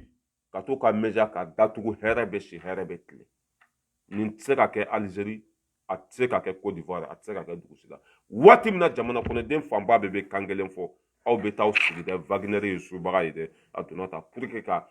ninnu ka nali ka dusu bɔ maliyɛndenw kɔnɔ ka maliyɛndenw bila sira jugu kan u ka laɲini bɛɛ filɛ Français ka to Mali la Mali tɛ lafiya an tɛ hɛrɛ sɔrɔ dɔ tɛ bɔ an ka kɛlɛ la Mali dugu bɛ ka minɛ dɔrɔn Mali dan tora Bamako de ko an k'an sigi ten o bɛ na France bɛ na don min na kunkolo dimi dɔrɔn de tun b'an na bi an fari yɔrɔ si tɛ min t'an dimi bi o tuma na an bɛ to ten fo ka taa an sa wa non changement de bɛ na ninnu bɛ na sa i b'a ye wa France y'a dɔn ni ninnu jiginna Mali kɔnɔ se tɛ olu ye tuguni ni ninnu jiginna Mali kɔnɔ k'olu to parce que ninnu filɛ nin ninnu mana jigin i ye tubabu de ye o i ye français de ye o n'o y'i ye kojugu la dɔrɔn o b'i faga ninnu ta o de ye dɛ français yɛrɛ b'a dɔn olu bɛ kojugu min na Mali kɔnɔ ni ninnu jiginna o tɛ se k'a kɛ tuguni wa n'o ye français mɔl parce que caméra bɛ ninnu bolo France bɛ appel fɛn fɛn kɛ o bɛ wulikajɔ fɛn fɛn na ninnu sen donna yen dɔrɔn o ɲɛ bɛ bɛɛ de la a bɛ komi n'i ye sigi ka télé lajɛ fɛn fɛn bɛ kɛ télé kɔnɔ ɲɛ b'a la diɲɛ bɛ ninnu bolo cogo de la quoi diɲɛ bɛ ninnu bolo o cogo de la n'i tɛ sigi i ka salon kɔnɔ k'i ka télé minɛ n'i ka télé minɛ i bɛ sin ka France kɔnɔna bɛɛ ye i bɛ sin ka ça veut dire que dugu min bɛ fɔ lahara i b'a bɛɛ ye i bɛ Makan i bɛ Saudiya i bɛ diɲɛ yɔrɔ bɛɛ ye wa diɲɛ bɛ ninnu bolo cogo de la ninnu sigilen don Mali kɔnɔ bi u ɲɛ b'a bɛɛ la mɔgɔ fɛn fɛn bɛ don ka bɔ la mɔgɔ fɛn fɛn ŋaniya ka jugu mɔgɔ fɛn fɛn ça veut dire que kojugukɛla don u ɲɛ b'a bɛɛ la wa n'u ye baara daminɛ sa u yɛrɛ y'a fɔ 6 mois u b'a bɛɛ ko k'a jɛ jugu bɛ yɔrɔ o yɔrɔ u b'a bɛɛ dɔn déjà jugu bɛ don ka bɔ la yɔrɔ o yɔrɔ u ɲɛ b'a bɛɛ la Mali problème français do a lamɛn ko ni cɛ ŋo ni nin yɛrɛ maa jatigɛ ala kana nin sɔn ka jamana kɔnɔ yan nin maa fasugu anw b'a ɲini anw yɛrɛ dama ka bɛn a la yan fo ka bɛn ka kɛ kow la jateminɛw ka kɛ a bɛ ɲɛ cogo min na a ka ɲɛ ten sinon maliyɛnw ala k'an kisi dɛ ala k'an kisi ala ka kisi na ɲɛma i bɛ se ka kamalen n'a ka nɔfɛbaw ka kow fɔ yan ni o ye Wagner ye n'u ka ɲɛma ye Dimitri Utkin tariku in bɛ cogo jumɛn exactement nka cɛ n'an yɛrɛ dama tun bɛ se an tun tɛ taa France wele n'an yɛrɛ dama tun bɛ se an tun tɛ France wele France bɛ Mali kɔnɔ e m'a fɔ ko France ka bɔ yen an yɛrɛ dama ka sigi ka bɛn e m'o fɔ dɛ mais a fɔra ko RICI bɛ na i ko non ko RICI kana na k'an yɛrɛ dama ka sigi ka bɛn c'est là que tu vois ninnu c'est que des salles corrompues ninnu ye dɔw de ka baarakɛdenw ye ma wallahi ni mɔgɔ ta bɛ tiɲɛ n bɛna misali yira aw la sisan a y'a lajɛ dɛ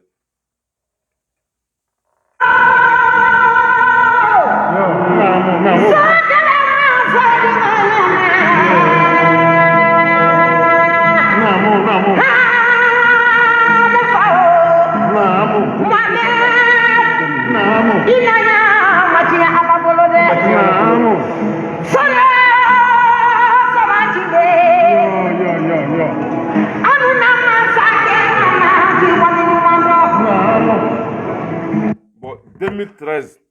i bɛ ka ni nin su tun tɛ ɲɔgɔn bolo mais ni ala bɛ ba mɔgɔninfin na i m'a ye gulɔminaw catiribɔla o de la ne m'a fɔ ko n tɛ kɛ ninnu fɛ yan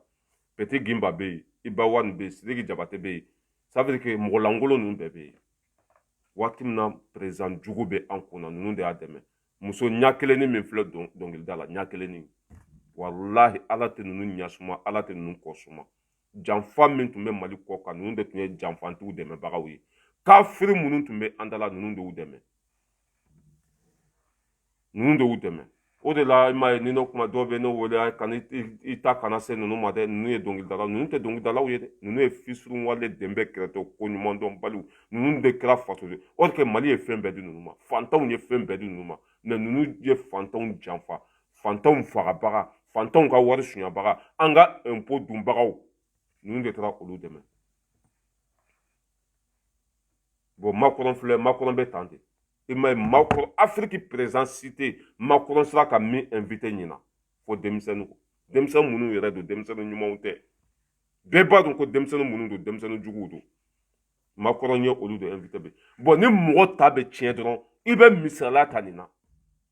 ni mo ta be tien 2013 ibe kan du ko to menyombola ni haidara to menyombolo ani asrafo sarafa to menyombolo mais 2018 ani théâtre bola ni dolominao oui la banque jugu yayi Rasbat 2016 o mo ba tunte mali kona ni min tunte nyombolo bi ani saraw de be nyombolo sogo jenna Macron fana bete Macron na wati ani français mo ba betu me nyombolo mais bi hari français o te de ko mali sifina ka munu yera de beba don ko to wabu jondo bon ni mo ni signe kana mo la don ça veut dire ka tegi ta chena de bon Macron ibeka folo ibeka labana chugumna Macron fana laban chugo fle Rasbati labana chugumna Macron laban chugo fle ça veut dire que Macron c'est fini wallahi ni signe kana mo la ni misali abeka ke mo la do ta chendo depuis Macron depuis français français au delà ko yeko sifina ka wole kana président ko anga kuma yoromna ministre ko anga kuma yoromna a dabora olu de kama mais ni Macron ye ka fuka be sifina ka de wole kana ça veut dire que barabana peu halakidu tachiendo ibeka fona ibeka tal ibeka nunu de kera ibeka fe ima ka fanga chena iba a fe sugu ye do tachiendo iba fe sugu do tachiendo era spati flaun tumbako a ta ko bi ani mo mun be nyogombole ka ta chocolate e ka ta chocolate c'est fini ne balmo e wa kibara mun be ka fo nyono mbe bokuma la ni mi kibara chama be ka fo nyono galondo kibara chama be ka fo nyono galondo akwa hakili sigi kuna foni na ya mene da kono ayata na ya me Jason da kono ayata na ya me Jene da kono ayata na ya me comment s'appelle Ibusi da kono ayata na ya me Mamadou Sidibé da kono ayata na ya me Kati 24 da kono ayata na ya me comment s'appelle mo chama be no ntado me no bet ntise ko betrofo na ye kuna foni me nunu da kono aya partager mais à part de ça na ye kuna foni fe mais akona partager parce que an jugu be Mali kono Mali denw yere billahi an jugu do olu be kuna foni do di ni mogo ya partager abisa ke sababu ye kanga sura su di sayama abisa ke sababu ye kambalima di sayama parce que kuna foni sugu do be na comme amara sila jugu sago den zonde a ɲɔgɔn kafiri den tɛ Mali kɔnɔ petini dɔ de ko amara sila i jɔ n ka photo yira u la n bɛ nin dɔn kosɛbɛ ale petini de filɛ nin jugu sago in ne yɛrɛ ka don téléphone feere la grâce à nin bɛ haramu ɲini ka dun a t'a sɔrɔ bilahi ni i ma ye nin de bɔra ko ɲɔnɔ jenina mɔgɔ ta nin kɔ fagara or que ko kɔrɔ don ko min kɛra a mɛnna a bɔra ka kunnafoni di mɔgɔ ma mɔgɔ y'a vidéo partager bon ni aw tora ka nin vidéo sugu ninnu partager y'a faamuya b'a la a bɛ se ka kɛ sababu ye an ka sɔrɔdasiw b'a fɔ bon nin vidéo minnu bɛ ka partager a ye jɔ an ka taa ko sɛgɛsɛgɛ o bɛ wuli ko bɛ taa ko ɲɛɲini i b'a sɔrɔ juguw labɛnnen don o bɛ se k'an ka mɔgɔw faga a y'aw janto aw yɛrɛ la kosɛbɛ kosɛbɛ parce que a bɛ dabɔ a kama de parce que janfante jahadisi ninnu filɛ fulaw b'u la bamananw b'u la sugu bɛɛ b'u la o bɛ kan bɛn mɛ an dɔw don u b'an cɛ la sɔgɔma u n'an bɛ te min u n'an bɛ fɛn bɛɛ kɛ su fɛ u bɛ taa kojugu kɛ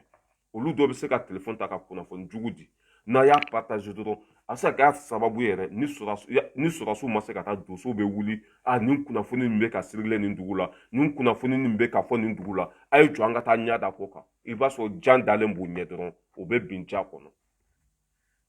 a y'aw janto o yɔrɔ la kosɛbɛ kosɛbɛ a kana kunnafoni jugu partager et puis mɔgɔ min fana n'a t'aw dɔn a y'a ɲini k'a dɔn fɔlɔ yan'a k'a kumakan partager parce que maliyɛn filɛ nin ye n'olu ye kunnafoni dɔ ye u b'a partager parce que nin dugulamɔgɔ ninnu yɛrɛ de y'a démenti k'a fɔ Amara Sila ye kunnafoni min di ko kunnafoni ɲuman tɛ ko a ye kunnafoni min di ko kunnafoni ɲuman tɛ. An civilité ye k'a sɔrɔ ko cogo min mɔgɔw kana minɛ ten quoi. Voilà bon souvent u bɛ guerre médiatique don ni fɛn fitinin dɔ kɛra bon minnu bɛ fanga contre la ani tubabu ninnu n b'a essayer ka ampleur ba don a la kosɛbɛ c'est vrai a ko ka jugu mais u b'a fɔ ka se niveau min na a ma s'o ma quoi bon hali ni tun ye réseau lajɛ dɔw tun bɛ k'a fɔ ko 40 civils tués k'a sɔrɔ o tɛ donso minnu fagara o kelenw de don quoi Allahu akbar voilà dɔw tun bɛ k'a bila réseau kan i n'a fɔ Amara Sila ne yɛrɛ y'o ye awɔ ko 40 civils tués dans la commune de Ndenbougou voilà ko Amara Sila ko ale yɛrɛ ye ko a y'a bila réseau sanfɛ ko 40 civils tués en Denbougou ko tiɲɛ tɛ dɛ doso minnu sara olu don o doso yɛrɛ olu ma sa Denbougou olu sara dugu wɛrɛ de la o yɛrɛ kɛra a bɛ 3 semaines bɔ mais ale nana semaine passée ko civil 40 kɔ sara Denbougou bon Denbougou ka yɛrɛ de filɛ ka weleli kɛ ka kuma démenti bon ni e taara o vidéo partager a bɛ dusu don an ka sɔrɔsiw kɔnɔ a ko bɛ taa Denbougou sisan ka taa ko ɲɛɲini u tagatɔ la i b'a sɔrɔ juguw dalen b'u ɲɛ u bɛ se ka dankari kɛ an ka sɔrɔsiw la information jugu a y'a kɛ ala n'a kira kama ko a partageli dabila wa nin cɛ in bɛ nin dɔn ko min tɛgɛ ci ni nin ye san 10 de kɛ ɲɔgɔn kan Malteda la san 10 n b'a dɔn nin de ye telefɔni kolon feere ne ma telefɔni man ɲi n taara ɲini a kan ka wari lasegin n dɛsɛra k'a ye 2 semaines bɛ k'a ɲini tɛ k'a ye n'o ye telefɔni feere ma depuis natɔla u b'i ye depuis yɔrɔ jan na n'o y'i natɔla ye dɔrɔn u bɛ dogo u bɛ se ka tile kuru bɛɛ kɛ o tɛ se Malteda la hali n'u sera u bɛ t'u dogo yɔrɔ dɔ de la e t'u ye yɔrɔ min na o de sen fɛ ne tora ɲini sen fɛ dɔrɔn n donna telefɔni feere la wa ni ɲɔgɔn kafiri tɛ Bube ka mɔgɔ don Bube Mayiga ka mɔgɔ don a y'aw janto o yɔrɔ la kosɛbɛ kunnafoni fɛn fɛn bɛ ka di a y'a janto a la ɲɔnɔ ko min bɛ ka kɛ ɲɔnɔ fana mɔgɔw k'u hakili sigi c'est normal Faransi gɛntɔla don ça veut dire que Mali bɛna bɔ Faransi bolo o tun ye jugu minnu labɛn c'est normal olu bɛ wuli k'an bagabaga ka tiɲɛniw kɛ voilà a tɛ taa o fana kɔ quoi an k'o bila an kunna an bɛ se ka gɛlɛya sɔrɔ parce que an bɛ cogo min na bi n'an ko k'an bɛ bɔ nin dingɛ kɔnɔ kɔngɔ bɛ se k'an minɛ tɔɔrɔ bɛ se k'an minɛ an bɛ se ka fɛn caman ye quoi mais sɛgɛn kɔ ye hɛrɛ de gɛlɛya kɔ ye hɛrɛ de an k'o bila an kunna Mali bɛ cogo min na n'an ko k'an bɛ bɔ a kɔlɔlɔ kɔnɔ an bɛ se ka sanaw dun an bɛ se ka bu dun an bɛ se ka tɔɔrɔ sugu bɛɛ an bɛ se ka fɛn sugu bɛɛ ye an k'o bila an kunna dɛ o tɛ Asimi nɔ ye o tɛ Sogɛli nɔ ye mɔgɔ tɛ k'i ka hɔrɔnya ni danbe ɲini walima i ka yɛrɛma hɔrɔnya k'i b'i yɛrɛ ta ka sɔrɔ i ma sɛgɛn an k'o bila an kunna dɛ voilà depuis sisan ne b'o kuma fɔ aw ye o don n y'a fɔ n ka video kɔnɔ Mali tun bɛ tubabuw bolo san 10 ani kɔ u bɛ Mali kɔnɔ ka kojugu labɛn Sogɛli y'a bɛɛ fɔ an ye a ni k'i ko olu gɛn ka bɔ Mali kɔnɔ u ka hɛrɛ tigɛtɔla o bɛ kojugu ta ka ɲɛsin aw ma a yan'a ko kojugu kunbɛn a bɛ kɛ baara a bɛ kɛ sɛgɛn ye kɔngɔ bɛ se ka y'a la saya bɛ se ka y'a la fɛn sugu bɛɛ bɛ se ka y'a la mais an k'o bila an kunna voilà satɔw bɛ se ka sa balotɔw bɛ balo mais an tɛ hɛrɛ kɔni sɔrɔ ka sɔrɔ an ma degun dɔɔni sɔrɔ degun bɛ se ka y'a la voilà an ka lamɛn ɲɔnɔnkaw bɛna min fɔ a y'a lamɛn dɛ ɲɔnɔ Kasum Keledu tɔrɔw ɲininka a y'o fana lamɛn fiɲɛna ne yɛrɛ ye ɲɔnɔ ka den ne bangena ɲɔnɔ yan hali sisan sigilen fɛn na a ka taa la ni dɔgɔkun tɛmɛna an b'a la ka kuma mɛn Facebook ni fɛnw kan an ka mɔgɔw yɛrɛ b'a la k'an wele ko ɲɔnɔ dugu kɔnɔ ko problème bɛ yen alors que foyi tɛ ɲɔnɔ dugu kɔnɔna na maa kelen a ma sa ɲɔnɔ dugu kɔnɔ voilà ko olu minnu bɛ ɲɔnɔ dugu kɔnɔna na ko mɔgɔw bɛ ka weleli kɛ ka bɔ fan bɛɛ fɛ ko mɔgɔw bɛ ka sa ɲɔnɔ kɔnɔ ko nkalon dɔ bi nkalon dɔ sini foyi tɛ ɲɔnɔ kɔnɔ mɔgɔw bɛ ka taa sugujɔ la mɔgɔw bɛ ka taa malo sɛnɛ la mɔgɔw bɛ ka fɛn bɛɛ kɛ foyi ko an k'an janto kunnafoni langolondi la kunnafoni minnu bɛ ka di juguw de bɛ k'a di bon nin kunnafoni sugu ninnu sen fɛ walahi a bɛ se ka saya lase an ka sɔrɔsiw ma a bɛ se ka saya lase an ka sibiliw ma an k'an janto an yɛrɛ la kosɛbɛ a y'a lamɛn dɛ nin ye ɲɔnɔ ka de ye Kasumu bɛ k'a ɲininka kunnafoni kolon minnu bɛ ka di a y'a lamɛn dɛ problème bɛ yen alors que foyi tɛ ɲɔnɔ dugu kɔnɔna na maa kelen a ma sa ɲɔnɔ dugu kɔnɔna na administration bɛɛ b'a kɛcogo la banques commandant ka yɔrɔ impôt bɛɛ b'a la ka baara kɛ a kɛcogo kɔrɔ la sugu fana y'a mɛn k'a fɔ ko sugu fana tala ka jɔ ɲɔnɔ dugu kɔnɔ dimanche sugu a b'a cogoya kɔrɔ kelen na baganw b'a la ka feere a cogoya kelen na yɔrɔ wɛrɛ ko a y'a mɛn fana ko ɲɔnɔ ko sugu tɛ ka jɔ ko nkalon don sugu bɛ ka jɔ a jɔ cogo la baara bɛ ka k'a kɛcogo la cela veut dire que ɲɔnɔ ko in na wallahi hali jahadisi ninnu o bɛ bamanankan mɛn o bɛ telefɔni ta dɔrɔn k'o sigi a ɲɔnɔ bin kɛra ɲɔnɔ kan bi sugu tɛ ka jɔ malo tɛ ka sɛnɛ foyi foyi tɛ ka kɛ hali le temps de IBK ne yɛrɛ ye vidéo dɔ ye malow jɛnina u nana n'o fana ye a ɲɔnɔ malo bɛ ka jɛni or que c'est faux c'est archi faux o kɛra a mɛnna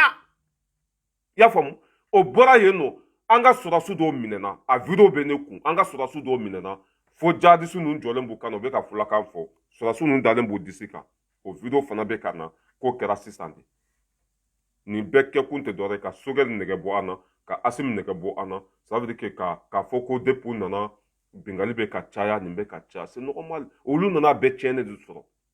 i y'a faamu olu nana sɔrɔ a bɛɛ tiɲɛnen don olu bɛ ka dilan de a tɛ taa nin kɔ ni ku bɛ zon ka hɛrɛ tigɛ ni bese b'a bolo a b'i cɛ tigɛ ni jele b'a bolo a b'a da i kun na ça veut dire que i tɛ se ka zon ka hɛrɛ tigɛ n'a fana m'a yɛrɛ défend quoi an b'o waati de kɔnɔ sisan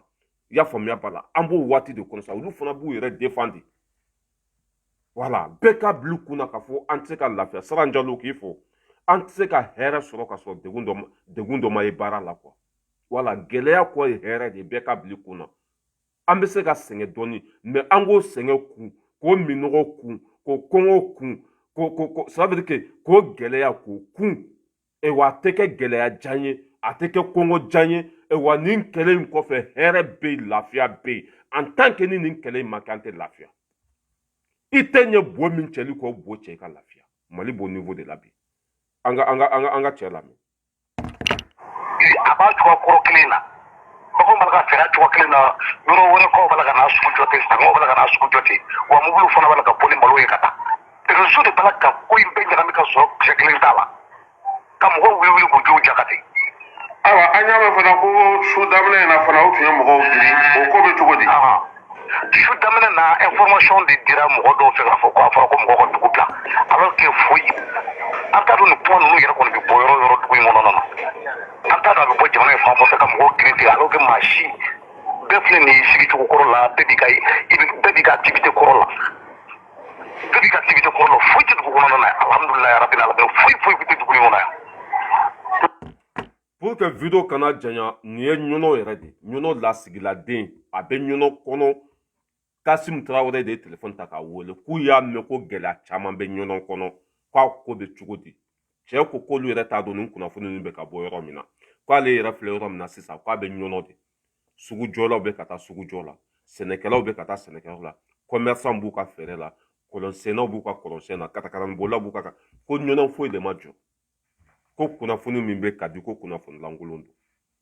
c'est pour cela que n ko n b'a fɔ bɛɛ lajɛlen ye an k'an janto kunnafoni sugu dɔw dili la an k'an janto kunnafoni sugu dɔw partager la kunnafoni dɔw bɛ yen nɔ n'an y'u partager a bɛ se ka kɛ an yɛrɛ ma kɔlɔlɔ ye a bɛ se ka kɛ an yɛrɛ ma gɛlɛya ye i ka kunnafoni partager n'i y'a mɛn hɔrɔnda kɔnɔ walima n'i y'a ko sɛgɛsɛgɛ parce que ne yɛrɛ filɛ nin ye ne bɛ fɛn caman bila groupe kɔnɔ mais ne bɛ weleli kɛ de ni mɔgɔ dɔ ye information bila groupe kɔnɔ ne b'a tigi wele de e bɔra ni nin vidéo sugu ye min a kɛra cogo jumɛn n'o tigi ye faamuyali di yan n bɛ sɔrɔ k'a partager mais ka fɛnw ta k'u fili a laban an ka sɔrɔdasiw ɲɛ b'a la walima an ka population ɲɛ b'a la nin vidéo in bɛ ka circuler fan bɛɛ fɛ a bɛ se ka dusu don an ka ɲɛmɔgɔw kɔnɔ k'an ka sɔrɔdasiw bila u ka taa nin ko in ɲɛɲini u tagatɔ la i b'a sɔrɔ juguw dalen bɛ sira la o bɛ se k'an ka mɔgɔw faga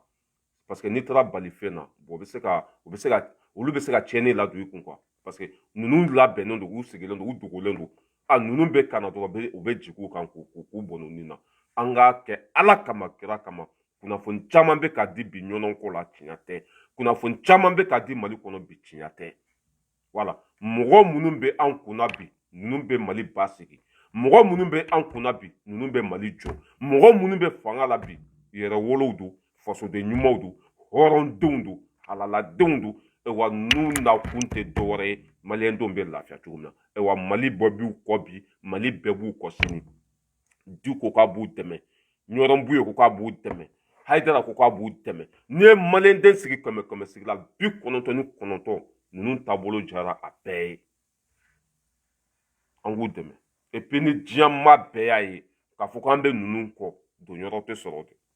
ni diɲɛma bɛɛ y'a ye k'a fɔ maliden bɛɛ bɛ ninnu fɛ wallahi billahi don yɔrɔ tɛ sɔrɔ an ka kɛ ninnu fɛ n'an dusukun n'an ka nafolo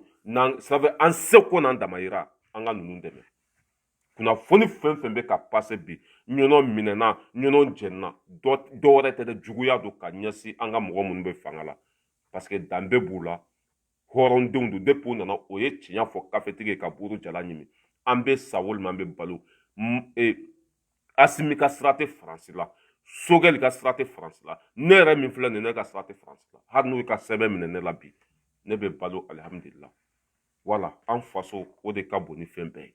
o de tun bɛ n bolo k'a fɔ aw ye video janyana dɔɔni ka bɛɛ lajɛlen fo ka bɛɛ wale ɲuman dɔn hali bi an ka to ɲɔgɔn bolo n'an dalen don an ka wuli k'an sigi n'an sigilen don an ka wuli k'an jɔ n'an jɔlen don an ka boli ka tɛmɛ fadenw na Mali bɛ cogo min na bi Asimi kelen tɛ se Sogɛli kelen tɛ se ne kelen tɛ se kɔnɔkulu jɛlen de bɛ bi fɔ l'union fait la force n'an bɛɛ kɛra kelen ye ka hakilinaw kɛ kelen ye k'an ŋaniya kɛ kelen ye Ala yɛrɛ bɛ hɛrɛ bila ka na ni Ala ye hɛrɛ bila ka na an bɛ lafiya en tant que ça veut dire que ne ni e bɛɛ bɛ du kelen kɔnɔ ne ŋaniya jɛlen don ka ɲɛsin e ma e ŋaniya finnen don ka ɲɛsin ne ma bon a bɛ se ka kɛ sababu ye ka gɛlɛya lase kabila kɔnɔ an k'an janto o yɔrɔ la ni Mali basigira bi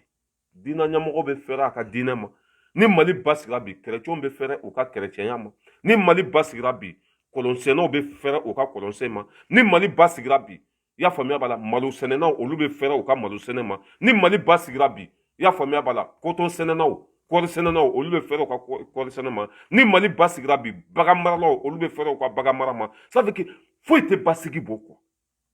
basigi tɛ se ka sɔrɔ fo k'an ka kɛ kelen ye i n'a fɔ ne yɛrɛ fa b'a fɔ cogo min na Imam Diko basigi tɛ se ka sɔrɔ fo k'an ka fanga kɛ kelen ye ka don da kelen fɛ ka bɔ da kelen fɛ an ka hɛrɛ bɔ o de la kunnafoni lankolon aw kana partager n'an ma fɛn min faamuya aw bɛ se ka ne yɛrɛ wele n ka téléphone na 06 41 55 17 05 ni n bɛ min kalama n b'a fɔ yan ni n tɛ min kalama fana n tɛ nkalon tigɛ voilà walima n'a ye video dɔw ye ka circuler mɔgɔ min y'a bila aw ka groupe sanfɛ walima mɔgɔ min y'a partager a y'a essayer k'a tigi wele yanni aw ka fili n'a y'a fili dɔrɔn a bɛ se ka kɛ kɔlɔlɔba ye jamana ma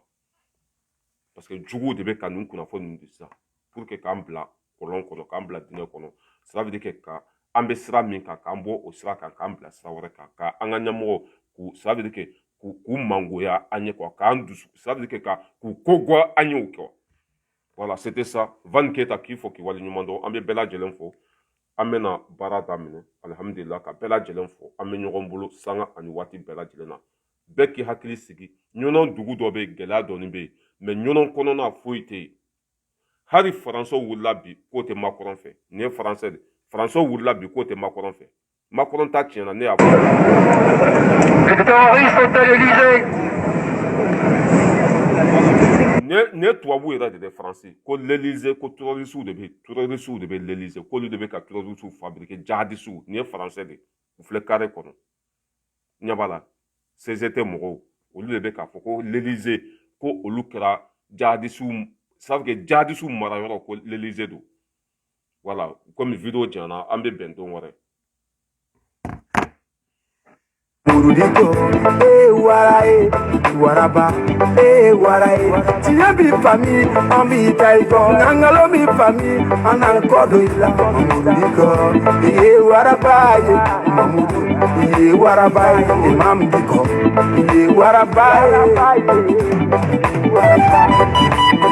Allahu Akbar,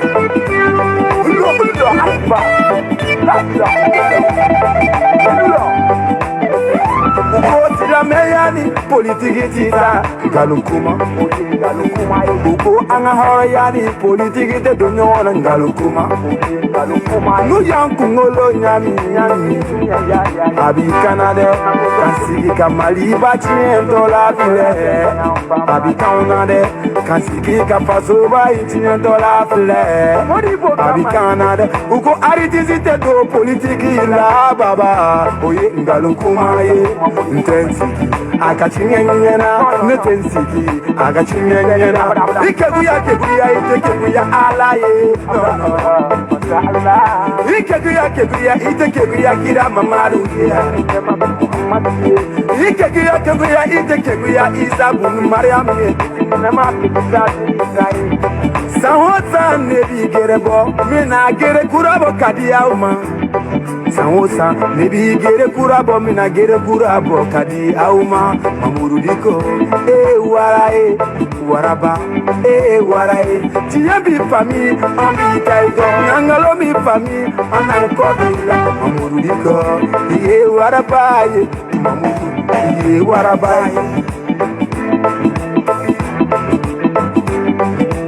Tumamina mamaru jugu kunara mamaru ka alako bo mamadu ni ma bod ne bidiuma wallahi mamaru bora toifa wallahi anti kele fede